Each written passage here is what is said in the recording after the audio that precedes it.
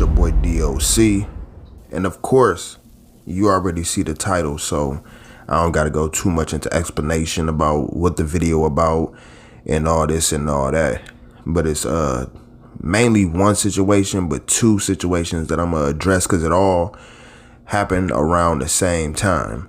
And to me, for the people that's going to hear this, it should be like, okay, that's more credence or more credit to what Doc is saying. Now, this ain't no video to be like, such and such is a liar or such and such not telling the truth or whatever the case may be. Especially like dealing with Mac Minister, because someone named DJ Young Go or Young DJ tagged me with like, why you do the homie Mac Minister like that? So of course I lived through that situation, so I know exactly from top to bottom what happened. But you got to keep in mind, like, this is maybe 2 years ago, 2.5 years ago. Now it's a difference between like 2.5 years ago of me being in the free world with tons of shit that's going on compared to someone that's in jail. I understand, because I've been locked up before. When you in jail, all type of shit run across your mind, especially if you'd have been fucked over by people that did you wrong, or you feel like people that fucked you over did you wrong. You know, it could replay in your mind, and you may not agree or you may not believe what other people are saying or whatever the case may be. So I didn't even listen to the interview, but I YouTubed and seen the actual video, like the title of it, and I just seen a couple things that people said in the comments or whatever. So I'm like, let me just go ahead and address this situation. And to me, it's more out of respect, because the last conversation that I had with I can't think of dude's name, a guy on Twitter, the guy said to me, you know, he reached out basically like, you know, about Mac Minister. And this was 6/8/20. So this was this month last year. Now keep in mind, you can look at the dates on that screenshot of the big gaps of communication, because the same way you see when I'm not on YouTube, I'm not on Twitter, I'm not on Instagram. When I'm dealing with real life, I put the whole social internet to the side, and then when I come back to YouTube, then I deal with the Instagram and Twitter and all that stuff. And he was like, I just tapped in with his nephew, my folks, Mr., which I believe Mr. is Mac Minister's nephew. And they said, and this is exactly what it said, quote unquote, I'm gonna put it up on the screen. I just tapped in with his nephew, my folks, Mr., and as well as myself, send our wishes and salute to you after your surgery. It was miscommunication with your girl and y'all last call. They ready to rock, Playboy. Now I'm like, for sure, good looks on reaching out, you know, and basically like, you know, when I get back up and running and all that stuff, because at that time I was in St. Louis for a funeral. When I get back up and running and get everything going, I'm gonna reach back out. Now think about this. Not even think about it. Like, really, you can go back through my videos and just see the large gaps in me uploading. It's been large gaps. I'll upload here and there.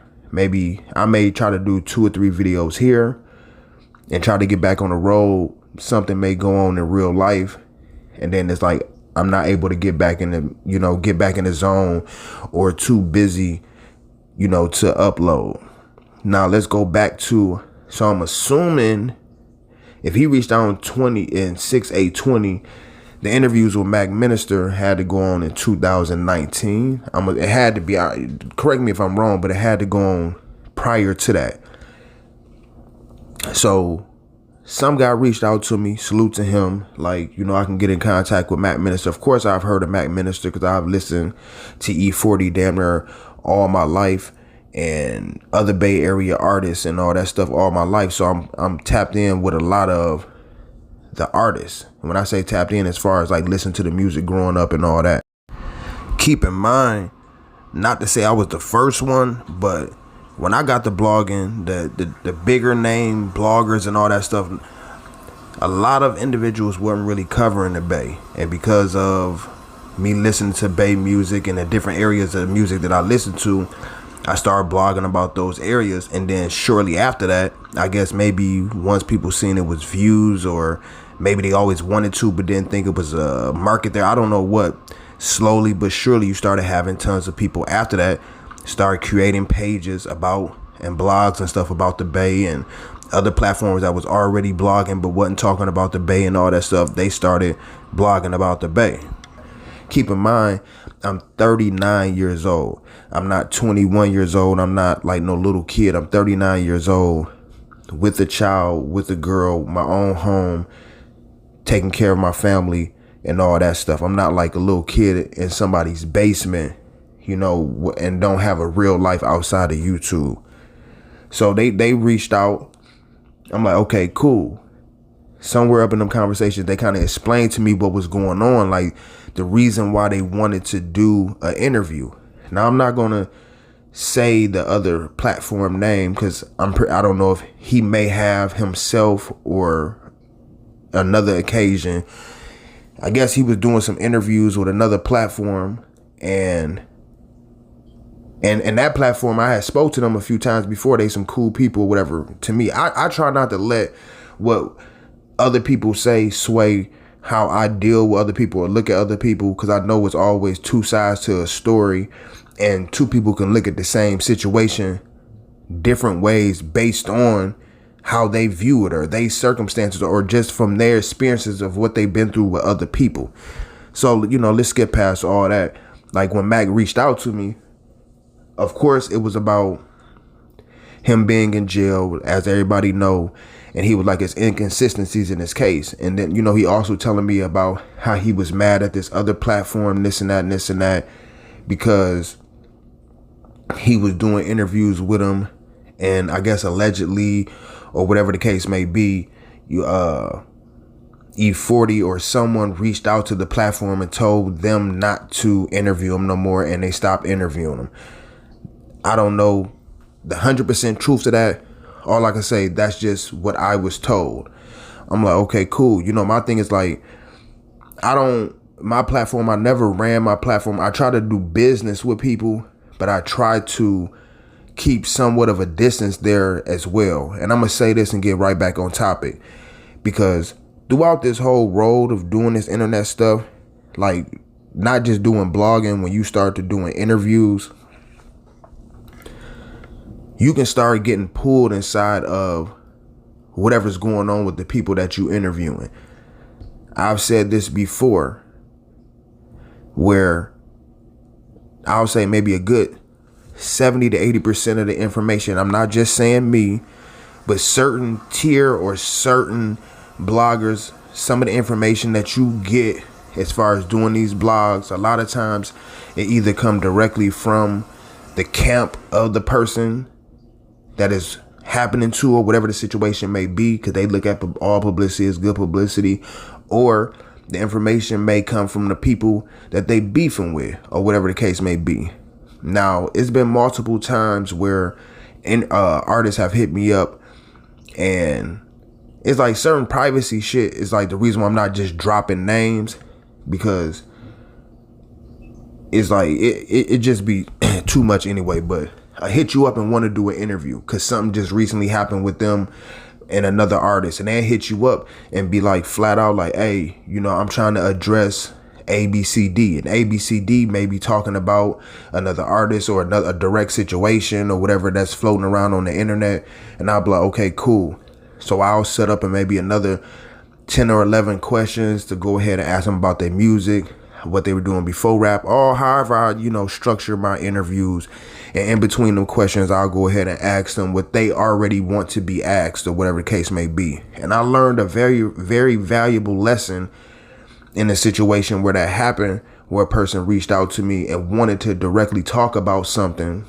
And then after the interview went out, and I don't know if they received some type of backlash for whatever, they made it seem like, oh, I didn't even know he was going to ask me that question. So that kind of made me start falling back a little bit from doing interviews, period. Now, going back to the whole situation with, I won't even call it a situation in my eyes, but with Mac Minister.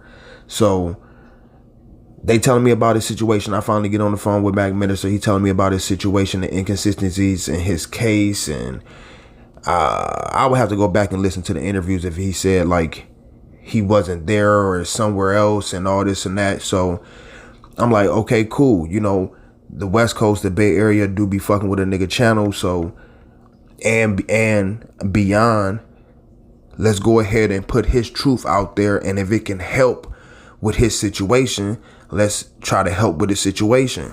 So we spoke multiple times before even really doing the interview, which was through three-way with his nephew. Then at some point in time, I think his nephew had to work or be working and stuff like that.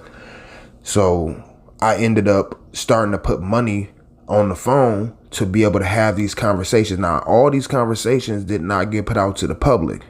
But some of these, I'll say more than none, most of the conversations was kind of like preparation for interviews or preparation for Mac Minister Mondays and stuff like that. But I'm still talking about the first interview. So prepping, you know, waiting to get the information, send me emails or the paperwork, everything that you want me to put up on the screen, blah, blah, blah.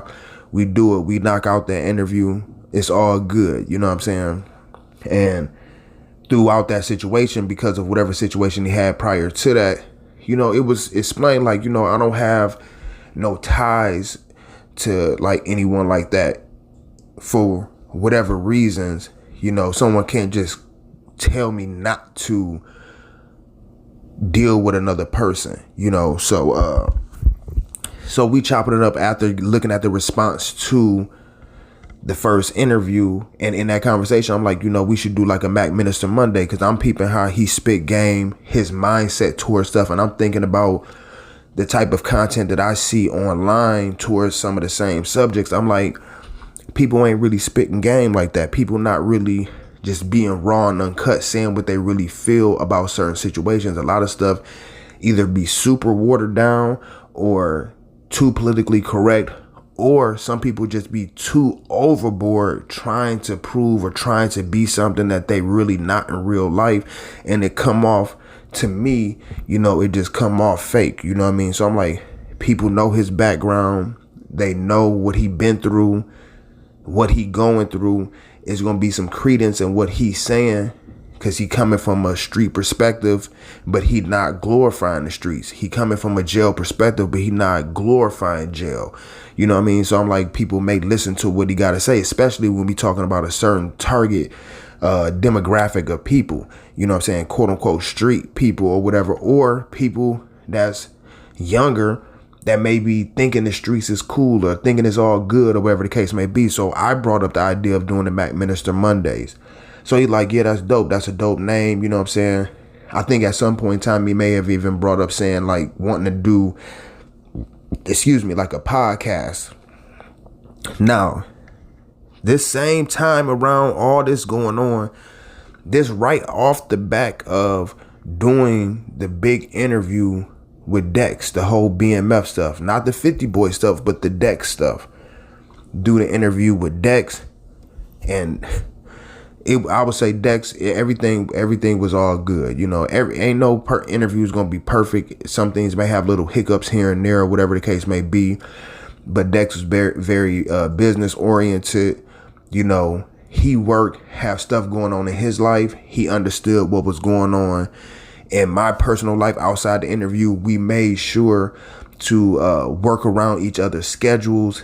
And sometimes it may go 2-3 days without talking, or maybe a week without talking, because of maybe his job or what he got going on. He run around, he got businesses doing this thing. I got things going on outside of YouTube. We never fell out about it because it was communicated.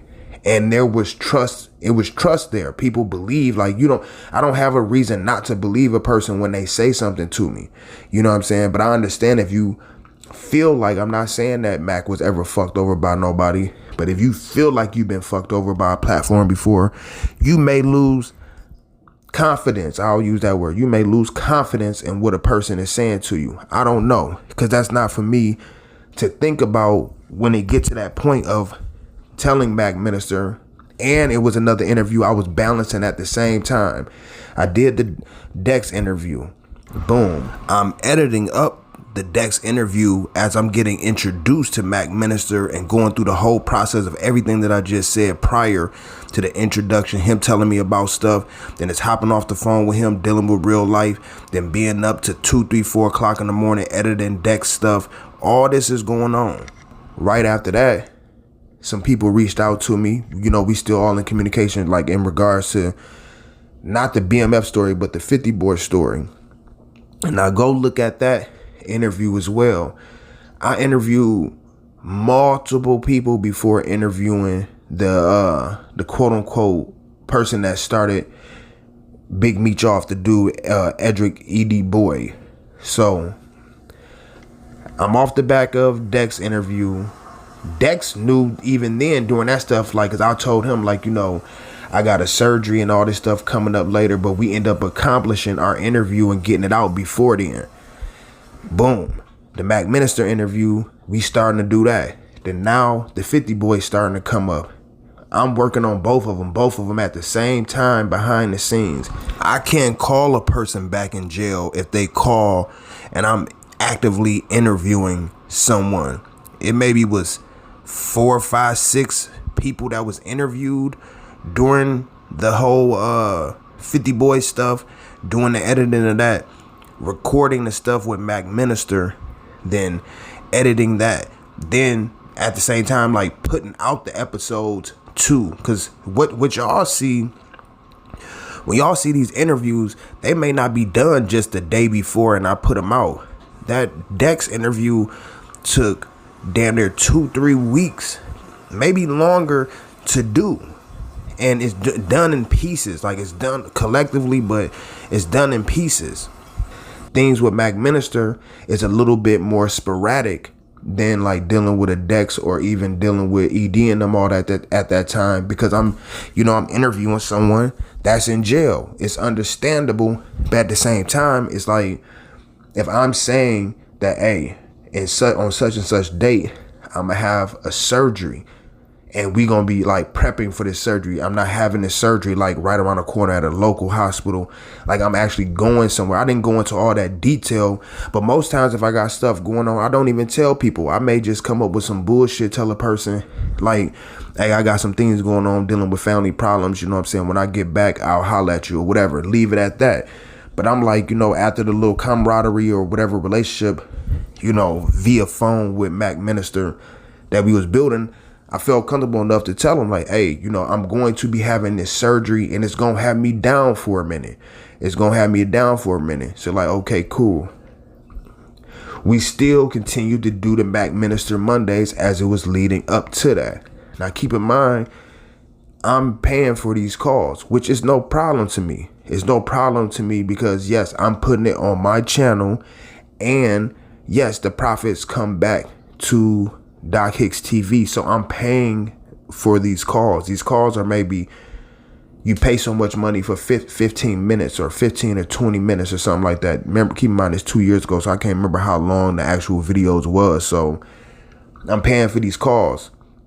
You remember I just said some of the calls, not most, but some of the calls, it wasn't no content coming from it because we was more prepping on this, because I got to explain to a person, this is what's going on in the real world or whatever the case may be. And then we would get to talking about it and then recording.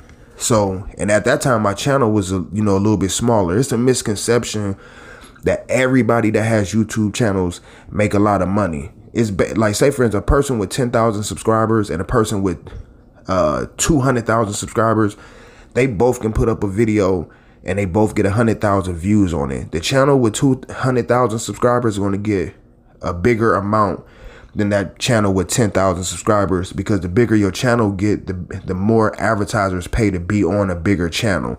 My channel wasn't the size that it is now. My channel not super big now. So down there, and YouTube pay once a month. So I'm not even waiting for the paycheck to put money on the phone. I'm taking the money out of my pocket before paycheck, putting money on the phone, put money on the phone, put money on the phone while just, prepping, for surgery, bills, all that, just the regular stuff that a man go through day to day in his life, period. And I keep reiterating saying this stuff because people don't take all that into account. They think because you run a YouTube channel that all day, every day, that you're just available to interview, YouTube, blog, or whatever the case may be. And that don't be the case. So you try to have communication with people and tell people what's going on, and also tell them in enough time in advance so it don't just shock someone once you disappear for a minute. So when I had that surgery was during the time of the Mac Minister and the 50 Boy stuff. Like, boom, I'm told both of them what's going on. The actual interview with ED Boy was an hour and 4 minutes. I did that interview 3 different times with ED Boy before it came out. And think about this. You sit on the phone, you chopping it up with somebody, because that's how I do. I chop it up with people before we do the interview. So the interview is not all, like unorganic or weird pauses because you never talked to this person before. So you doing that time. Then you do the whole interview. Then I got to go back through the interview and do the editing. We did the interview 3 times because when I was interviewing ED, he was saying, you know what I'm saying? You know what I'm saying? You know what I'm saying? A whole bunch of times. So, and I would have to let him hear it. He didn't like how he was constantly saying, you know what I'm saying, in different words a lot of times. So we would go back and do it. I'm doing all that. Plus interviewing Mac Minister. And then I'm like finishing, putting out the episodes, like I said, putting out the episodes of the Dex stuff, all while still getting myself prepared, my house prepared, and everything situated to have a major surgery. Now it's the same to me, but it's like 2 different situations. I feel like because of what people been through prior, they look at what you saying, they don't believe what you saying. So I have the interview. Imagine this. I have the surgery. The day of the surgery, like literally coming out of while I'm having surgery, and when I'm leaving, anybody that has surgery, like surgery where they put you to sleep, you had your surgery, then you come out to recovery room, then they take you back to your hospital room or whatever. When I come back to my hospital room and wake up enough, they wait a little bit. My girl and everybody telling me like, bro, your phone been blowing up. Your phone been blowing up. I'm like, what numbers this been saying?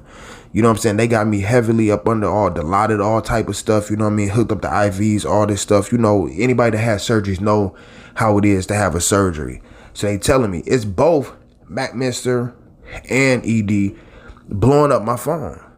I'm like, I told them that I was going to have surgery. Like, I'm not even up enough to really be talking to the people in the room. The phone is constantly blowing up, constantly blowing up.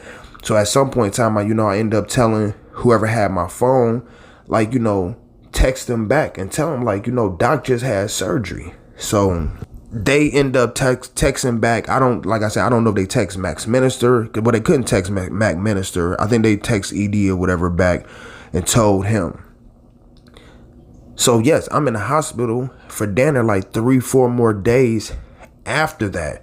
You know what I mean? Because the stitches and stuff that I end up getting end up opening back up, and they end up having to take me back in to have surgery to re-stitch up the area where they did surgery at. So yeah, then I'm coming home after that. Keep in mind, it's me, my girl, and having a young child, to the point where my mom's end up having to come help because my girl was in school at that time. So she had to come help. It's a lot going on in my real life. Throughout this whole time, when you come out the hospital, you taking medication, you sleeping at weird times. You're not just up running around smiling, happy, this and that. wake up, I'm just gonna keep it real. It got to the point where when you wake up and look at your phone and see you got like 20 missed calls, not just from Mac, but just people in general. They not calling to ask you, are you doing okay? Are you all right or anything?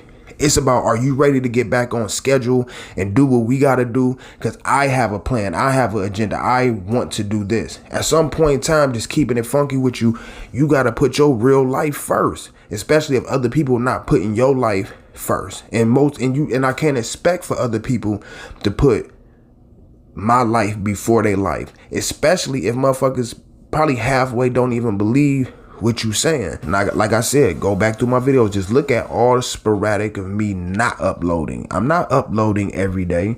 I'm not, like I told Mac Minister, I'm having surgery, and then the day of the surgery, I'm uploading videos. If anything, if I got some stuff like scheduled to put out, you know what I'm saying? But you will see I'm uploading here and there, and it may disappear for a few weeks or a month or 2 months or 3 months. Everybody been seeing that. Everybody been seeing for the past 2 years. I've been inconsistent, definitely during the pandemic, but inconsistent with uploading because it's been real shit going on in my life. And I'm like, because of other people and maybe how they interpret stuff, I'm not about to have to sit up and have to plead and tell everybody my whole agenda, my whole day. Oh, I got to get up and do this with my child. I got to get up and do this with my girl. I got to go to this doctor's appointment. I'm not about to sit up and do that. I just politely and tell people respectfully, because at that time it ain't no issue. So you just in conversation telling people like, hey, this is what's going to go on. And once I get fully back up and running, I'm going to get back with you. You know, and to me, that's pretty much it. But if you look at my channel, you've seen I still ain't been really caught the wave back of just getting back on YouTube full-fledged since then. And it ain't because of those situations. It's because of things that just in my own personal life that I'm taking care of. COVID hit. You got to take care of your family first. YouTube is not my primary source of income. So you got to handle business first. You got to take care of your kid first. You got to take care of your home first. You got to take care of your bills first. But from other people's eyes, regardless if it's from Mac Minister eyes or other people's eyes, it's about that's a platform, that's a YouTuber, that's a platform. I have something going on, I have something I want to talk about, or I want to do this and that. They should be available when I need them to be available. And unfortunately, things just don't work like that. I guess for me, like, I'm in a free world, so I understand or have rationale towards certain things. Like, that just like, say for instance, if I worked a regular 9 to 5, I can't just because I work a 9 to 5 think everybody else work the same hours as me. So I say that to say this. So if I get off work at 5, then I call someone around 6, 7, 8 o'clock and they don't answer the phone, I can't get upset. I'm like, well, I work a 9 to 5. They should work a 9 to 5. Why they not answering the phone? And then in my brain start thinking of all this negative stuff because other people may have did me a certain way. Maybe that person don't work a 9 to 5. Maybe they work second shift. Maybe they work graveyard shift where they gotta be sleep during the day so they can work at night. Like, different people got different stuff going on, and people automatically assume certain things, and all you can do is really just try to have communication with people to the best of your ability, and that's it. And it's like, and if you try to have that communication and it seems as if like people don't respect that, or it seems as if people think that you lying or bullshitting, for me, the type of person that I am, I just back away from it. And there's nothing wrong with that. You know what I'm saying? There's nothing wrong with backing away from situations. Especially when I feel like, oh, it ain't no beef, it ain't no this and that, or whatever the case may be. We did as much as we could do. Tried to make sure every video that was put out left the address to where he was at. I believe a telephone number to his nephew, information how to either put money on his books, or all those videos got information on there, you know. And that's all you really can do. And like kind of the sidebar situation with ED, and I think I said it earlier in the video, where if say for instance, if Tony come on your platform. You say, put yourself, nah, I'm talking to you.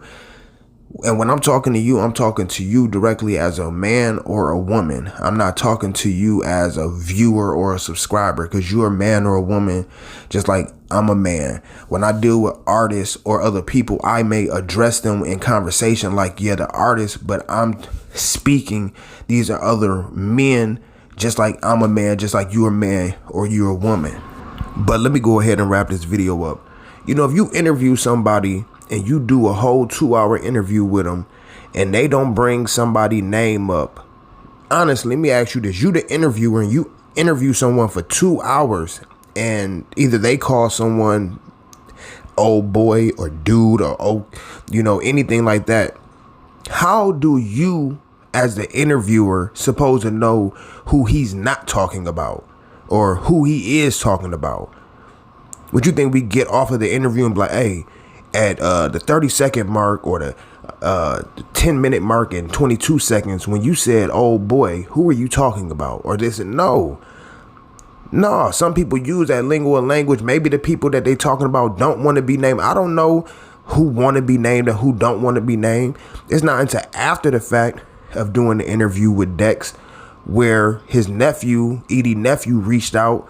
And the way he reached out to me, he initially said he didn't want no one to know he had anything to do with the interview. I don't know. I know why, but I ain't gonna go into all that because it just make things messier and messier. And this is the shit that I don't like, because at the end of the day, it kind of falls back on the platform. Everybody else running around whispering and gossiping to and trying to make other people look bad and throw dirt on their names. Normally it's the person that know all the truth about shit. They try to drag their name through the mud to try to protect the shit that they was doing behind the scenes. I didn't know, who ED was until his nephew reached out and was like, yeah, the person at that Dex was talking about in this part, he was talking about my uncle. My uncle was the one that put Big Meech and Southwest T on. I'm like, for real? Oh, okay, cool. We chopped it up a few more times. Now keep in mind, once again, this is all during the time I'm prepping to get ready for surgery, plus interviewing Mac and prepping with Mac, doing all this stuff, editing and putting out the BMF stuff with Dex. All this shit is going on top of you still got to live your regular life and got a child that was just born. All this, all this stuff is going on. So they explained what was going on. They explained their feelings about the 50 Cent movie coming out, all this stuff. So I'm like, cool. This takes it a little deeper back into the story dealing with before BMF. Let's go ahead and do the interview. It was supposed to just be me and ED doing the interview, but it was other people from the Southwest side. The nephew wanted to add in the situation, his mom, and just other individuals, even the light-skinned guy with the BMF glasses that you may have seen, all those individuals. Nephew really didn't even want me to leave a lot of that stuff in that video, but I'm not going to get messy and say a lot of the shit people was saying. He wanted me to cut a lot of people out of the video because he felt like, once they got in front of that camera, they was talking to him or whatever. But I kept the best parts that I feel like people were saying the most information about before BMF and how things was and where it was at and all this stuff to try to put something together. Then like I said, interviewing ED 3 times. But the thing is, just like I said earlier in the video, for some odd reason, when you do an interview with someone and you do an interview with Jack, but Tony across the street don't like Jack, they look at the platform, oh, you must be teamed up with Jack. You must be on his side. So if you approaching the situation from that mindset in your mind from the day one, shit ain't gonna go right the whole time. But if you still just go through the motions, you go through all the bullshit just to get the content, put it together, try to make it look as good as possible, try to put it in documentary form, make the shit look good, spend all hours after hours up late as hell at night editing, and you telling people you still got a surgery coming up, but you still working your ass off. But at some point in time, you gonna have to have a break for your surgery. You're not about to work your ass all the way up into the hospital and you working in the hospital and after you come out of the recovery. And if motherfuckers just don't respect that, it ain't too much more that you could do about that. For real, it ain't too much more that you can do about it. And me as a man, when you know you telling the truth, you can't care about how other people feel about shit. For real, you try to communicate it to people and let people know and keep it moving, and that's it. Because easily when hiccups happen or bullshit happen or you start peeping certain things, I could have easily either shut stuff down and not put out anything at all, or I could have doubled back like how some bloggers do. They double back and start beef videos with the people that they interviewing and all that. I didn't do none of that. I kept it classy, put out the work, and kept it moving. There's other people that choose to, and they got the right to say whatever they want to say. But at the end of the day, people have to remember, I damn near record everything. Unless it was just prep time. I don't just secretly record people. But when it's work time, I record everything and got the files to everything. And when certain people say certain shit or don't say certain shit or whatever the case may be. You know what I mean? So, you know, that's just really what it is. And like I say, hey, I didn't even want to get to this point where I got to talk about my personal business. But because to me, especially from homeboy hit me up on Twitter saying it was a miscommunication, I felt like it was still some respect there. Yeah, a lot of time have went by in real life on the outside. So definitely on the inside, ain't no telling where a person's mind can go. But if you really think about this, I done interviewed 10, 20, 30, 40, 50. It's about 40 different interviews up on my channel. I don't have these issues because the communication is clear. We handle the business and keep it moving. For the people that handle business, that don't try to play games, that don't try to be manipulative, that's not trying to pit you against the other person or trying to be sneaky or whatever the case may be, shit not gonna work out the right way. Because I'm not gonna fall for it. I'm not gonna fall for it. I'm gonna fall back. But for the shit that be up and good, interviews go good and everything keep it moving. And that's just how it is. All I can say, and this is not even pertaining to Mac, ED, or anybody that I named in this video. This is just like kind of a message to the people that's consuming what I'm saying right now. At the end of the day, hey, you can hear my side of the story, the truth from top to bottom. That's the only reason why this video is so damn long, because I'm making sure I'm trying to be as detailed as possible about what went on, everything that was going on, and how the communication everything is. But it's not a surprise of the places that this information is coming from. For real, it's a lot of shit over the past 2-3 years. I could have myself went to my platform, YouTube, and made videos about. I didn't. It's one time, I'm not gonna name the person's name, it's one time I made a podcast about a situation, because I did with something dealing with the digital soap, all that. I got upset about some shit, you know, and it was sitting on my soul for a very long time, and I was just seeing how, you know, as far as speaking to whomever the individual was, they end up saying, you know, they apologize, but they end up saying, and it wasn't no apology like, oh, I'm sorry, man, nothing like that. It was a man-to-man talk, you know what I'm saying? I didn't record the situation, no shit like that, dealing with the person, but we had a man-to-man talk because I was hearing, not from one person, but from multiple people, that it was a certain person blocking me. Digital Soapbox wanted to a very long time ago bring my podcast from what I was hearing and from the people that was introducing me to certain higher ups at that particular place. You know, and I'm just saying, a lot of times it be third person, you talking to different people. So yeah, it could be miscommunication all over the place. But from my perspective, from the people I was talking to, the three-way conversations I was having with different individuals, I was supposed to bring the podcast over there to Digital Soapbox, and it, quote unquote, it was supposed to be someone that hated on the situation and blocked the whole situation. I never ran to my platform for views or to be messy, to try to call nobody out and do shit. I just like, you know, you just take these as learning lessons about this industry and this game. Like 98% of these motherfuckers be fake as fuck, but unfortunately when you not the person that's gonna run to the internet and say shit, it gives people the opportunity to try to create narratives on your name. You know what I'm saying? My track record, yeah, you're going to have little hiccups. You're going to have little speed bumps here and there. But if you out of 100%, out of damn near 6-7 years, when you have 1 or 2 or 3, ain't shit going to be perfect. Think about, we dealing with niggas, man. We dealing with niggas, and I hate to say it like that. Shit ain't going to always work out everybody's way. For real, for real. If you a rapper and you get the popping, I'm not even saying even on Drake level, but if you get the popping in your city or you get a name, a little buzz, you're going to have everybody in your mama emailing you, hitting you up for features, the one to do songs, this and that. You honestly think you're going to be able to please everybody? You think you're going to be able to move the way everybody else wants you to move? You think you're going to be able to answer the phone every time somebody wants you to answer the phone? Life don't work like that.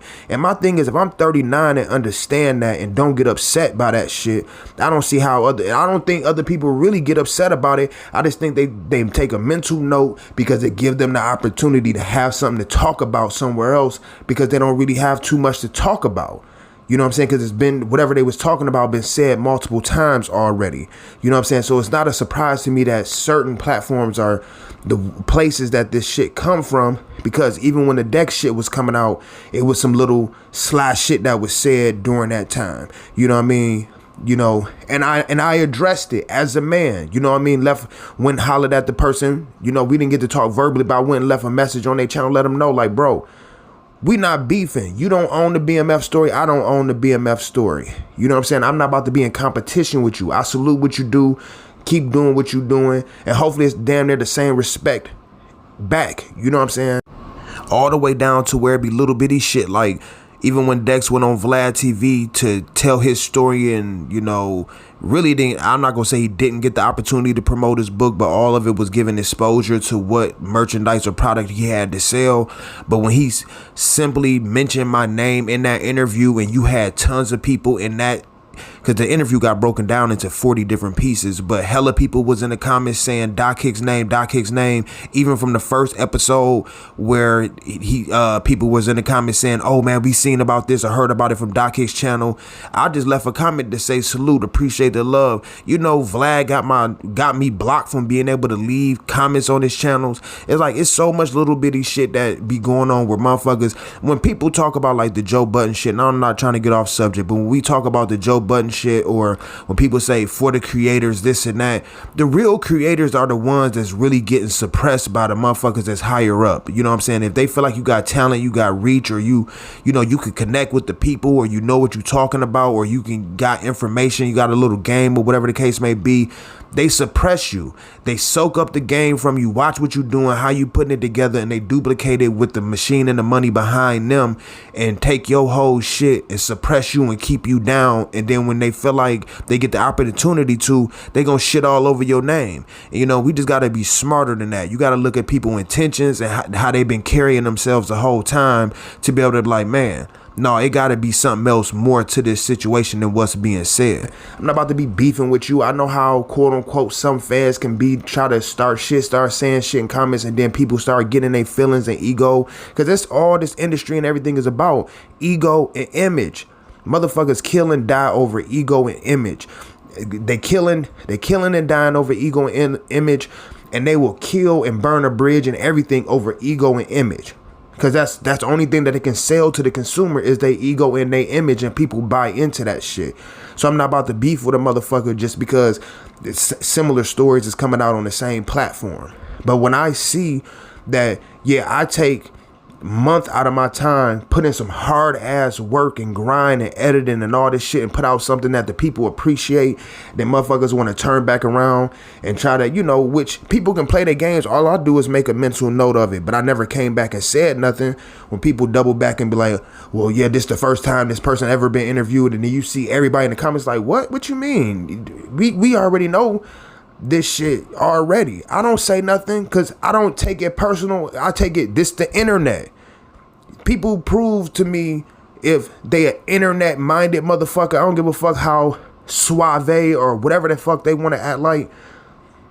You prove to me by your actions if you didn't let this internet consume you, when you start doing internet shit just for views and games, and you want to try to slap people through other people's mouths. You know what I'm saying? They'll use other people to try to throw a slight at another motherfucker. You know what I'm saying? That ain't no love. It is no love in none of this shit. For real, for real. You got a few genuine ass people and the rest of this shit fake as hell because everybody's scraping for the same penny when it's hella money to be made. It's hella money to be made, but people gotta bring the crab in the bucket mentality to everything that they fucking do.